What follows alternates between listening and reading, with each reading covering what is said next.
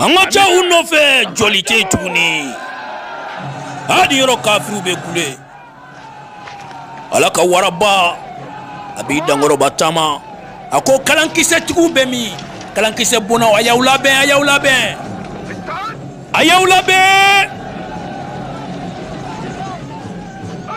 Ayakushi. Ay tabla froba mugula. Ay fleshi tigu kay go sanji kise. Allah. La ilaha illallah. Muhammad Rasulullah sallallahu alaihi wa sallam. Ayakushi. Ay fleshi fluka. Aya fili ko sanji kise.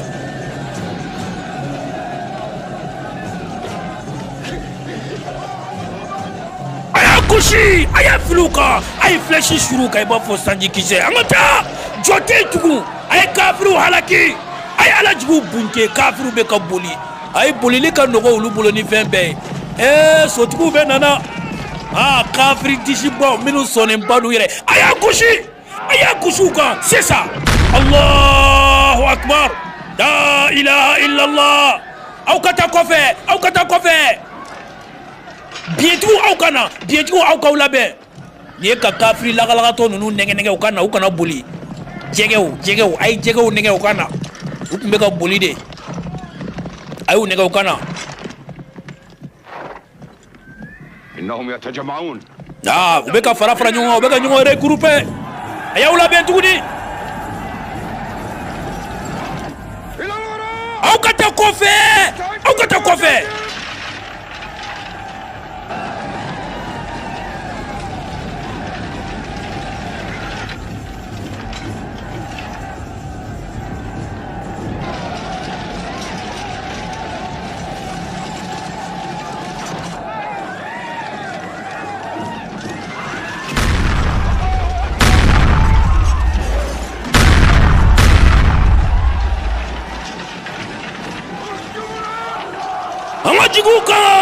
الله أكبر لا إله إلا الله محمد رسول الله هاني دو حمزة بكوشيليك أبي كافرو تاكيني أبو تنوما نيه بلالي فرافي كمي سونا علي أبي كوشيليك وبي بواليك ني فنغي وبي كولا أباكونو لا إله إلا الله محمد رسول الله أمك مكاين كليه